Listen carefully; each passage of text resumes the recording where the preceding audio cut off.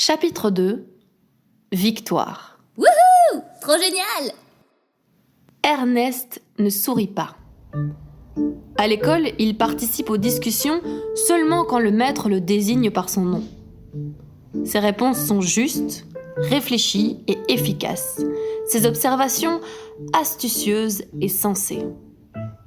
Ernest aime l'école car la musique des paroles berce sa solitude. Et l'école nourrit son espoir d'être un jour capable de lire dans l'encre étalée sur la feuille usée de la lettre. Un jour, je suis sûre, je vais pouvoir la lire, cette lettre. Les garçons le laissent tranquille dans son isolement. Les filles, par contre, tentent de se faire remarquer, de s'insinuer dans son univers, de l'attirer dans leurs rayons de chaleur. Une chose qu'Ernest ne peut pas cacher, c'est sa beauté. Toutes, elles ne rêvent que de le toucher, le palper. Non, Ernest. Comme il est beau. Trop beau, Ernest, wesh. Elles aimeraient au moins recevoir le regard de ses yeux noirs, ce regard réservé au sol, au ciel ou aux pages des livres. Elle lui apporte des gâteaux qu'elle pose sur sa table et qui restent là jusqu'au passage de la personne de service. Ernest n'est pas impoli, seulement il n'a jamais goûté un gâteau et ça lui fait peur. Mais ouais, j'ai fait des muffins, pourquoi tu ne manges pas, Ernest? Germaine et Précieuse n'en mangent pas. Parfois, il trouve une confiserie alléchante ou un fruit exotique, mais il sait qu'il y a des règles et qu'il ne faut pas manger entre les repas.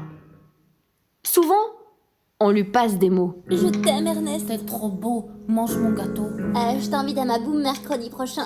Mots d'amour plein d'espoir, mais totalement inefficaces. Pendant les récréations, il lit sur un banc ou sous le préau. À la fin de la classe, il part directement pour la maison. Il ne regarde ni à gauche ni à droite. Certaines le suivent en rêvant qu'il lâcherait un mot en leur direction. Elles savent où il habite. Elles guettent ses sorties. Elles vivent dans l'attente d'un... Bonjour. La vie d'Ernest n'avait pas de faille. Elle se répétait quotidiennement de la même façon. Il n'y avait pas de surprise. Jusqu'à ce lundi de début novembre. La directrice fit irruption dans la salle de classe, poussant devant elle une nouvelle élève. Bon, eh bien, je vous présente Victoire de Montardon, qui fait maintenant partie de votre classe. Ernest eut un léger choc. Cette Victoire était différente des autres. Habillée un peu comme lui, blazer bleu marine et jupe plissée, chemisier strict. Un bandeau noir apprivoisait ses cheveux longs et noirs. Et comme la table à côté de lui était la seule libre, le maître la plaça là. Elle s'assit en lançant à Ernest à brûle-pourpoint et sans complexe un franc bonjour. Salut! Et il ne put faire autrement que de le lui rendre. Bonjour. Quand le maître donna un livre à sa voisine, Ernest lui indiqua la page. Il était bien obligé. Chaque fois que le maître disait « Ernest, je compte sur toi pour expliquer la nouvelle, hein. Ernest exécutait l'ordre comme un robot. Sans regarder la fille, mais en s'assurant qu'elle comprenait bien par un « Nous sommes d'accord, n'est-ce pas? et elle le gratifiait d'un énergique « Dac Mac! À la récréation, au lieu de se joindre aux autres filles, elle suivit Ernest jusqu'à son banc et elle fit ce qu'il faisait, lire un livre. Sauf qu'elle n'avait pas de livre. Elle lut alors le sien, assise tout près de lui, forçant ses yeux à garder le rythme et à être prêt quand il tournait la page. À la fin de la récré, Ernest ferma le livre et retourna dans la classe avec Victoire à sa remorque. À l'heure de la cantine, Ernest mit son manteau pour reprendre le chemin de la maison avec Victoire encore à ses trousses pendant tout le trajet. Quand il ouvrit la porte d'entrée, elle lui cria « J'habite un peu plus loin, je viendrai te prendre tout à l'heure. Bon appétit! Elle l'attendait quand il ressortit. Ernest marchait d'un pas déterminé, comme si Victoire n'était pas là. Pour bien lui faire sentir sa présence, elle le prit par le bras et l'interrogea. Ça fait longtemps que t'habites ici? Ernest hocha la tête. Tu manges jamais à la cantine? Il fit non de la tête. T'as des frères et sœurs? Sa tête bascula de gauche à droite. Tes parents, ils sont sévères? Peu importait à Victoire qu'Ernest réponde ou pas à son interrogatoire, elle avait assez de conversation pour deux. Mes parents, ils sont trop sévères, on n'a pas le droit de regarder la télé avant d'avoir fini ses devoirs. C'est quoi ton émission préférée? Et ton plat préféré?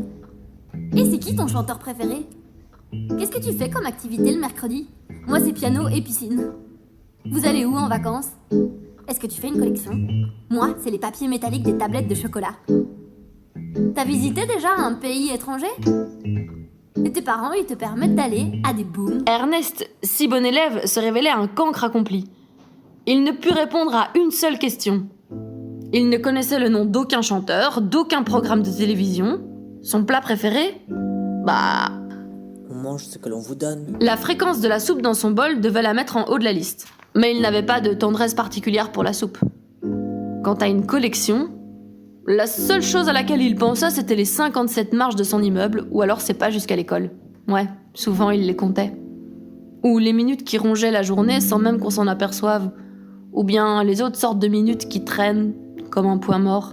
Ah, je posais assez de questions pour le moment. T'en aurais pas quelques-unes pour moi? Ernest était inquiet. Personne ne lui avait jamais posé de questions et il n'avait pas appris à en formuler.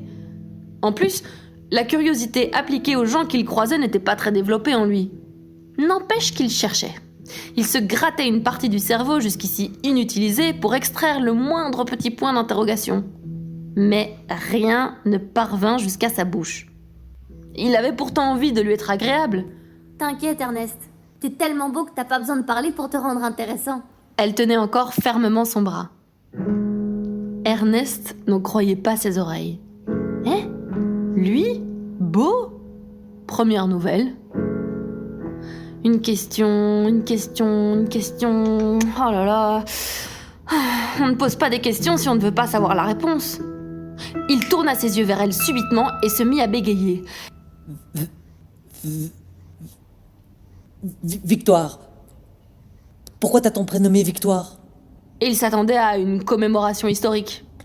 Parce que je suis née après 12 garçons. Mes parents voulaient tellement une fille qu'ils ont essayé 13 fois. Je suis leur victoire. Ernest se demanda si le 12e garçon s'appelait Défaite. Il soupira. 12 frères. Maintenant, il y en a 13. Ma mère voulait tenter sa dernière chance pour une autre fille. Raté, un garçon. Il a 6 mois. C'est une armée. Pensa Ernest. Tout l'après-midi, il n'arrêta pas d'imaginer Victoire entre 13 garçons. Ça le déconcentrait, mais il était si rodé à l'école que le travail se faisait tout seul. Victoire le suivait toujours. Elle continua sa lecture par-dessus l'épaule d'Ernest. Les autres filles de la classe faisaient un cercle silencieux de hargne autour d'eux. Ah, je le savais. Elle nous l'a volé. Chippy. Ah, mais il est à nous, wesh. Mais ce couple, imperturbable, n'y fit pas attention.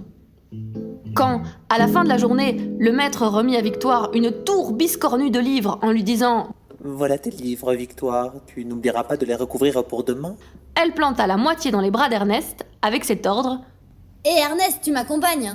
« Demain, on vous attend pour le chapitre 3, à la rencontre de Jérémie. »